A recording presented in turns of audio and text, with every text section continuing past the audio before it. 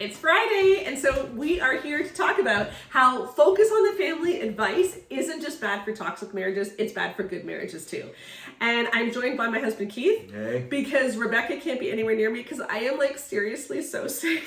We went and visited our younger daughter last weekend, and she has a 20-month-old who we just love. We just absolutely adore her. But the baby was just getting over a cold, and she sneezed right in my mouth and right in my eyes. And when a baby sneezes in your mouth and eyes, there's just no hope. You just know you're coming down with it. And so, I spent a career as a pediatrician learning not to get sneezed in the mouth and eyes. Yeah, I haven't developed that skill. And so I have no makeup on because putting anything near my eyes is just like, and I am dressed really cozy, including my Prayer Intent Pegs hoodie, cropped hoodie, which you can get in our merch store. So we have some really cool merch. So you can take a look at that. But I want to talk about my post that I wrote on Wednesday, which I'll put a link in the podcast notes too. And this whole thing that was on social media a lot, where Focus on the Family did this post, and I just want to talk about why it's toxic for everybody. So, do you want to read it? Maybe I should read it. Yeah, you read it. Your voice is a little off. Yeah. Okay. Staying riveted on the plight of a mismatched marriage bogs us down in our troubles, rather than lifting our eyes to the one who deserves our primary allegiance, the one who meets needs that our spouse never could. God recalibrates our life, and he empowers us to love our spouse when that person is not very lovable. He loves our partner even more than we do. So pursue the joy of God, resting in his presence, rather than the happiness of better external circumstances. Yep. Now, this advice is crap if you're in an abusive marriage, right? Well, and what does mismatched marriage mean, right? Because people who are in marriages where he really buys the husband's in charge of the wife, and it's not going as well, they may just think they're mismatched. Like, it's not that we're in a toxic environment because we're being taught toxic things. Mismatch could mean anything. It could mean she's an extrovert, he's an introvert. Yeah. It could mean that that he's a Christian, she's not. It could mean that he's abusive. Yeah. It could mean that they have mental, it could mean anything. And if it's abusive, this advice is terrible because it says, don't try to fix it, just look to God. Yeah. Right? Don't try to address it. Obviously you can't fix abuse, but you can admit you're being in an abusive marriage. You can get yourself and your children to safety. But they don't say that. They just say, hey, pursue the love of God rather than the happiness of better external circumstances. So that's really toxic for abusive marriages. But here's what often happens is, we'll be looking at a piece of advice, of marriage advice in the evangelical world, and people will say, well, it's just not meant for bad marriages. Okay, so just ignore the fact that it might be a bad marriage, hearing it, realize that it would be good for good marriages. And what I want to talk about today is not that this advice is terrible for abusive marriages, even though it is. Yeah. It's that this advice is terrible for everybody. Yeah, pretty much. And that's the problem. Yeah. Because what is it telling you to do? Nothing. Just be more spiritual. Yeah. Right? That's all it's saying. Yeah. There's no practical help in this. No. Right? In fact, it's actually this is the point. In a good marriage, this is going to lead you away from addressing the issue. So there's an issue, we're mismatched, whatever that means. Yeah. We shouldn't wrestle with that, pray about it, talk about it, seek God's, will for our lives. We should just be happy where we are and not try to change anything. Yeah, because it says we should pursue God rather than the happiness of better external circumstances. So you should not try to fix your external circumstances. But the thing is, lots of marriage problems are very fixable. Yeah. Lots and lots of them are. And we give you concrete ways in our book, The Marriage You Want. Yep. If you've got mental load issues, if you've got anything, how to handle in-laws, how to handle communication, what to do if you don't feel emotionally connected, what if you're super busy and you have no time to build a friendship, all of these things can bring your marriage down, and we've got super practical tips on how to fix them. They're very, very fixable when you both want to fix them. Absolutely. Right? But they're not telling you to do that. Yeah. They're saying, no, just lift your eyes to the one. So why are they giving this advice? Yeah. Okay, it's important to ask that. Why are they giving this advice? And what we need to understand is that focus on the family, and we're talking about focus on the family today, but they're not the only one who does this. This is very typical of a lot of evangelical unhealthy marriage advice. But Focus on the Family does not believe that you can divorce for abuse. That's in their official statements, right? They think you can separate, but you can't divorce. And so to them, preserving the marriage no matter what is the most important thing. And following a close second to that is that the man is an authority over the wife. Mm-hmm. And so put those two things together, and you can't actually work on intimacy.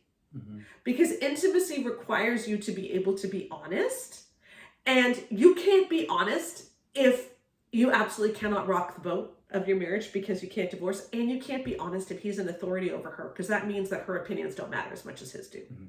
Right? So they're creating this marriage industry where you can't actually pursue intimacy and honesty. The only thing you can do is pretend to be happy.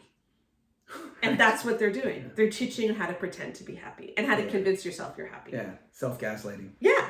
Yeah. Because it's not an either or, right? No. Like, it's not either look to God for comfort or work on making the external circumstances better. Right. Like, why is there a dichotomy there? Yeah. Like, you can do both. Like, Sheila and I look to God. God recalibrates our life. He does. Absolutely. He empowers us to love our spouse. You know, all these things are true. But when she's not lovable, she's going to know about it. And when I'm not lovable, I'm going to know about it, because guess what? We want to learn. We want to be better. We want to grow, right? And all this kind of marriage advice, it stunts growth rather than encouraging it.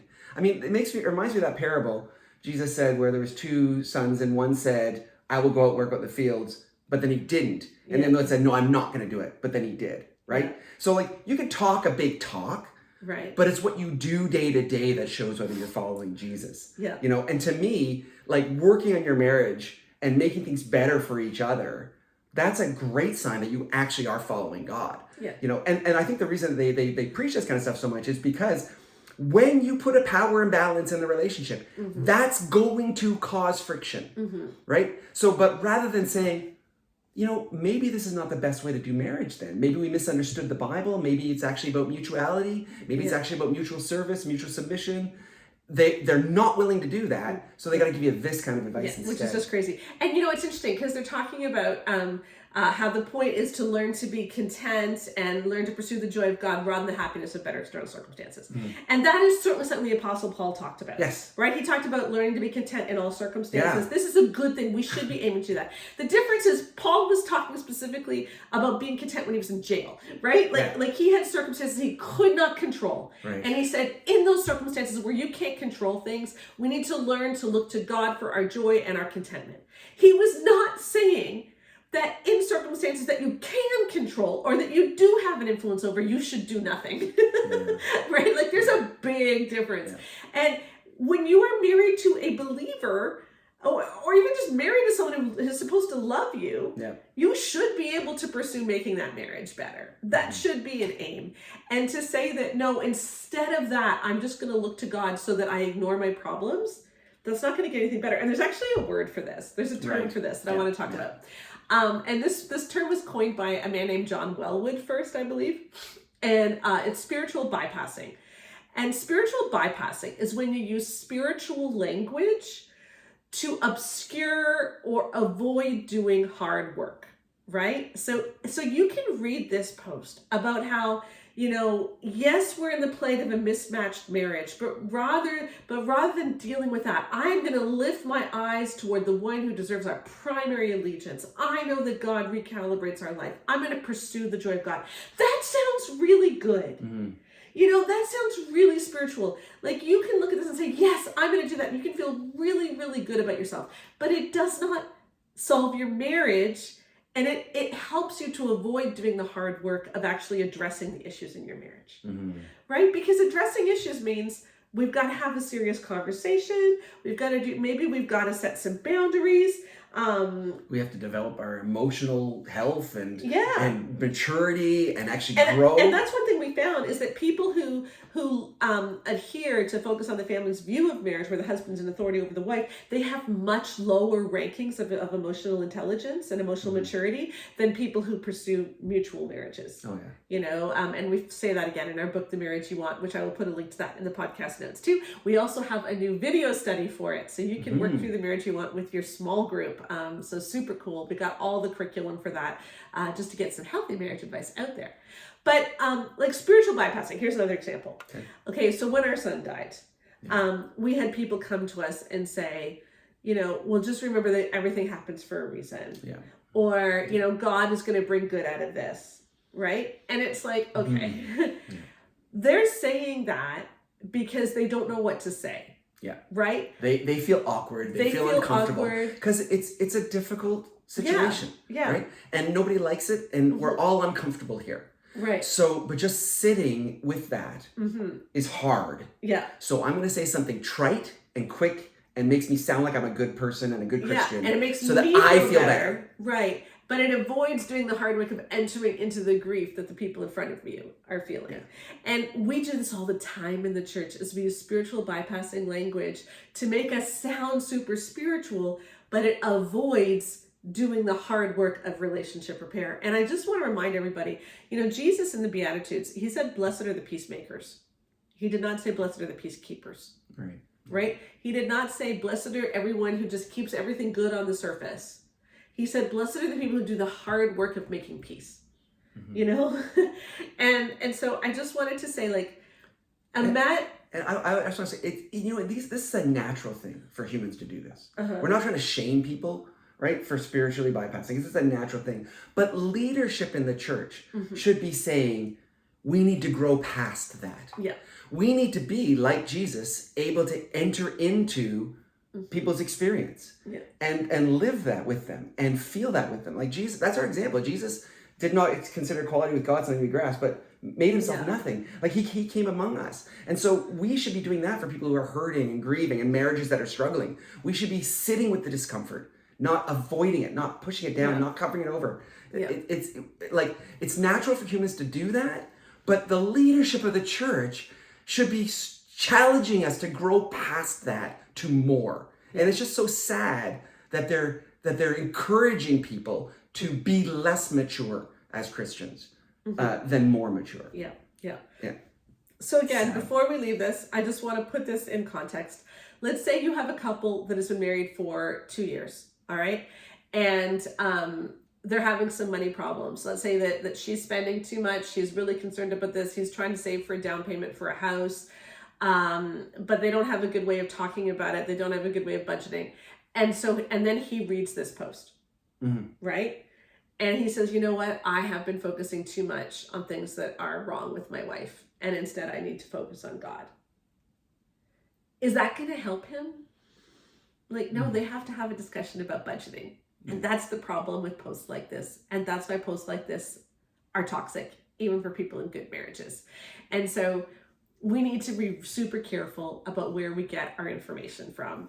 We don't need to listen to organizations that are toxic and that don't even start from a good place. Whenever their starting point is men are in authority over women, things are going to go badly. Yeah. When their starting point is the marriage has to stay together no matter what, and that's the main point, rather than how can we get people to health and wholeness in Christ, everything is going to go badly.